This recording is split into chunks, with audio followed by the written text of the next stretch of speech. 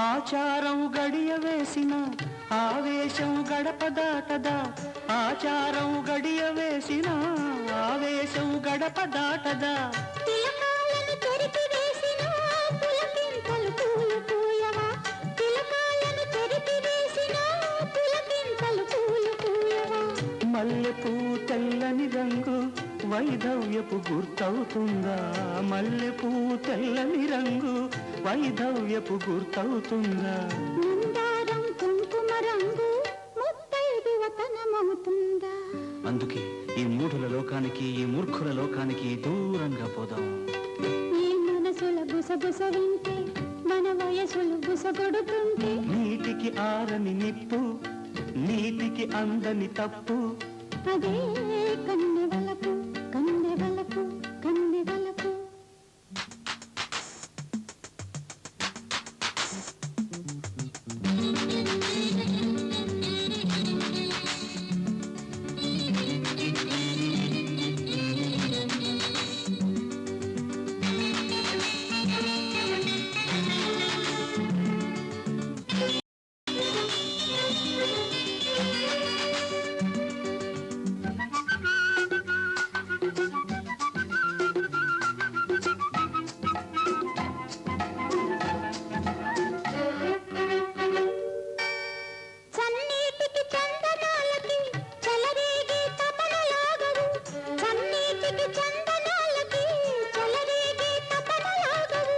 కన్నీటికి కలల వేడికి కన్నె వయసు కలత తీరదు, కన్నీటికి కలల వేడికి కన్నె వయసు కలత తీరదు.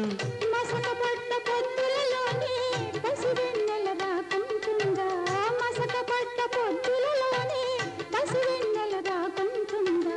మనసు పడ్డ మమతల కన్నా మనువనేది మనకుంటుందా. అందుకే ఈ మూఢనమ్మకాల నుంచి దూరంగా ఇంకా దూరంగా వెళ్ళిపోదాం. ఈ మనసుల గుసగుస వింటే మన వయసులు బుస కొడుతుంటే, నీటికి ఆరని నిప్పు నీటికి అందని తప్పు, అదే కన్నెవలపు కన్నెవలపు కన్నెవలపు.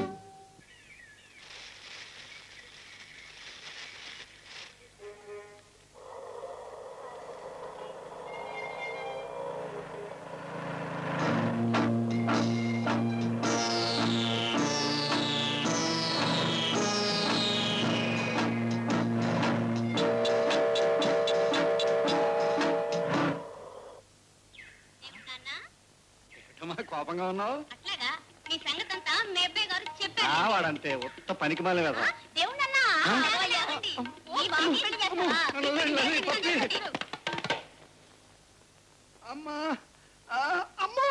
ఏంటక్క ఏమైంది? నాన్న ఎందుకు అలా నొప్పులు పడుతున్నాడు? గుర్రాంతేంట్రా? కాదు కాదు, నాకు తెలిసిపోయింది. నాన్న మొన్న చెప్పిన కథ ప్రకారం ఈ నొప్పులకు కారణం ఏదైనా ప్రశ్నించింది. అవునా నాన్న? నోరు ముయ్యండిరా. ఆయన అసలు దెబ్బలతో బాధపడుతుంటే మీకు నవ్వులాటగా ఉందా? పండు వేద వల్ల బాధపడకమ్మా. నాన్నంటి మీద ఏ దెబ్బ కనపట్టలేదే. అవునవును, ఆడవాళ్ళు కొట్టే దెబ్బలకి అడ్రస్లు ఉండవురా. వాళ్ళ చేతులు పడిపోను. పెళ్లి కుదరినంత మాత్రాన మనిషి మీద పడి కొట్టడానికి వాళ్ళకి చేతులు ఎలా వచ్చాయో. అంటే ఆ ఆడపిల్లలు కొట్టడమే నీకు కనబడుతుంది తప్ప పెళ్లి కాని పిల్లలతో నీ భర్త ఆడిన ఆటకు నువ్వు బాధపడటం లేదన్నమాట. నానా, మేమందరం తలా పావలా ఇస్తాం గానీ మాకు కథ చెప్తావా? కథలేదు లేదు పండి.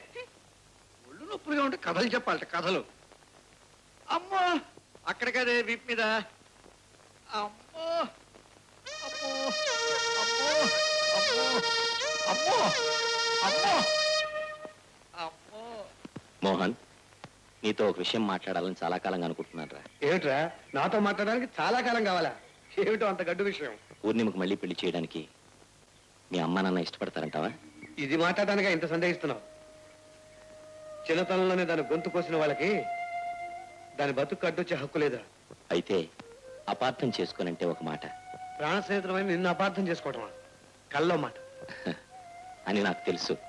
కానీ నీ చెల్లెలి సౌభాగ్యం గురించి నీకు ఎన్నో ఆలోచనలు ఉండొచ్చు. అలాగే తన భవిష్యత్తు గురించి పూర్ణిమకి ఎన్నో కోరికలు ఉండొచ్చు.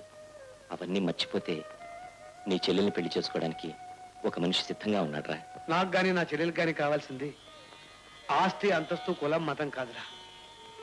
వీటన్నిటినీ మించిన మనసున్న మనిషి. ఆ మనసు అతనికి ఉందో లేదో నిర్ణయించుకోవాల్సింది మీరు. కానీ అతను మనస్ఫూర్తిగా పెళ్లి చేసుకోవడానికి ఇష్టపడుతున్నాడు. ఇంతకీ ఎవరు అతను? నీ స్నేహితుడు రంగా. రంగా, రంగా, ఈ తల్లని వార్త రేపే అందరి ముందు చెబుతాను. నువ్వు తులసి మా ఇంటికి పోయినాను రండి. అలాగే. అమ్మా అమ్మా, రంగాకి వంకాయ కూర అంటే చాలా ఇష్టం. మసాలా గిసాలా వేసి బ్రహ్మాండంగా చేయాలి. ఏమిటి బాబు, ఎన్నడూ చూడని సంతోషం నీలో చూస్తున్నాను. అవునమ్మా, నాకే కాదు, ఈరోజు మనందరికీ పండుగ రోజు. ఏమిటి బాబు నువ్వు అనేది? పూర్ణిమ 3 వారిన జీవితానికి కొత్త జీవితం ప్రసాదిస్తున్నాడమ్మా రంగా. బాబు, అవునమ్మా, ఈ విషయం అందరి ముందు నేనే చెప్పాలి. ఏంటరా అంతా సంతోషంగా ఉన్నారు? కారణం ఎవరు చెప్పరు? తొందరపడక నాన్న, నువ్వు చేసిన తప్పును సరిదిద్దుకునే సమయం వచ్చింది. నేను తప్పు చేశాను అనుకోవడం నీ తప్పు. సరే, నా తప్పే అనుకో. అమ్మా పూర్ణిమ, నీ చేత్తో ఆ స్వీట్లు అందరికీ వడ్డించమ్మా. మీరందరూ ఆ స్వీట్ తిన్న తర్వాత అంతకంటే తీయడం మాత్రం మీకు అందరికి చెబుతా.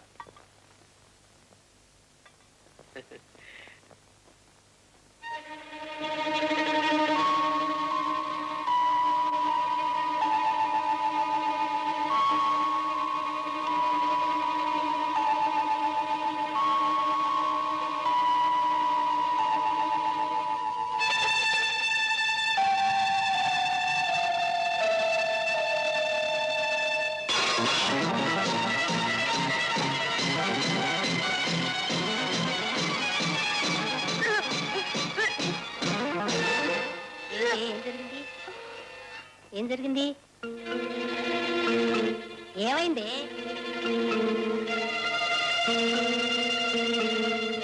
ఎంత పని చేసావే? అన్యాయం అయిపోయింది. నీ బ్రతుకో దారి చూపించాలి అన్నయ్య. కొత్త బ్రతుకును ప్రసాదించాలి నా పెద్ద మనిషి తాపత్రయపడుతుంటే అందరి బ్రతుకు నవ్వుల పాలయ్యే పని చేసావు కదే.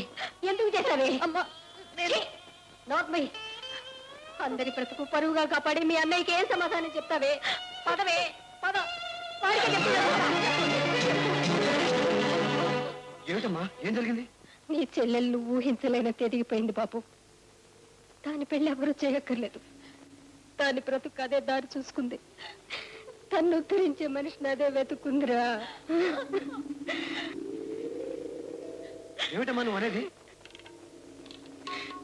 ఆ మేడ మీద కుర్రవాడిని తాళి కట్టకుండానే భర్తం చేస్తుంది. పెళ్లి కాకుండానే తల్లిగా పోతుందిరా కర్మ. ఈ దౌర్భాగ్యం మోహన్, నా ద్వారా నీ చెల్లెలి జీవితాన్ని బాగు చేయాలనుకున్నావు. మనం చేయాలనుకునే పెళ్లి కన్నా తను కావాలనుకునే పెళ్లిలోనే ఆడదానికి ఆనందం, తృప్తి ఉంటాయి. నా చెల్లెలికి నేను అదే చేయాలనుకున్నాను. నీ చెల్లెలికి కూడా నువ్వు అదే చెయ్యి. అంతే నేను చెప్పగలిగింది. గోపి, ఏంటన్నయ్యా? పైకెళ్ళి సుధాకర్ నేను పిలుస్తున్నాను, అర్జెంటుగా పిలుచుకురా.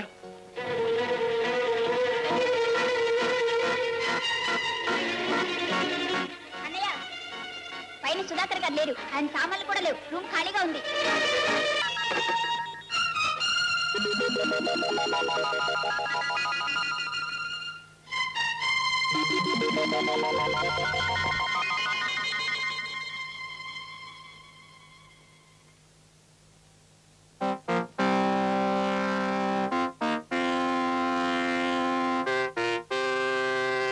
ఇక చెప్పకు, నేనే రామలింగయ్యను.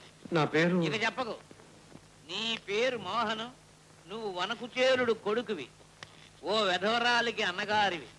నా ఇంట్లో నుంచి పారిపోయి నీ ఇంట్లో అద్దెకుంటున్న నా మనవడికి నీ చెల్లికి ఏర్పడ్డ సంబంధం కట్టలు దిగి కడుపు దాకా వచ్చిన వ్యవహారం కనుక నీ చెల్లిని నా మనవడికిచ్చి పెళ్లి చేయాలని సినిమాలో వినలేగా నీ వచ్చి నన్ను అడుగుతావని నేను ముందే ఊహించి సినిమాలో హీరోలేగా చండశాసనున్నై నిన్ను ఎదిరించడానికి సిద్ధంగా ఉన్నాను. ఇక చెప్పు. సార్, మీరు చెప్పిందంతా యథార్థమే. కానీ మీరు అనుకున్నట్టు నేను వినని కాదు. నా కన్నీళ్లతో కాళ్ళు కరిగి నా చెల్లెని కరుణించమని మిమ్మల్ని వేడుకోవడానికి వచ్చాను. ఈ డైలాగులు చాలా సినిమాల్లో విన్నాను. కన్నీళ్ళకి కాసులు రాలవు, కాసులు లేనిదే కళ్యాణం కుదరదు. ఇక చెప్పు. అంటే అంటే లక్షలు కట్నం కావాలి, ఇస్తావా? మేము పేదవాళ్ళం. ఇక చెప్పకు. కనుకనే మా వాణ్ణి ప్రేమనే వల వేసి చేపలా పట్టేసి వినలేక నంచుకోవాలని చూశారు. కానీ హీరోలా ఎత్తుకు పై ఎత్తు వేసి మా వాణ్ణి ఎత్తుకొచ్చి ఒంటి స్తంభం మేడలో పకడ్బందీగా కట్టేసి మీ ఎత్తులన్నీ చిత్తు చేశారు. ఇక చెప్పు.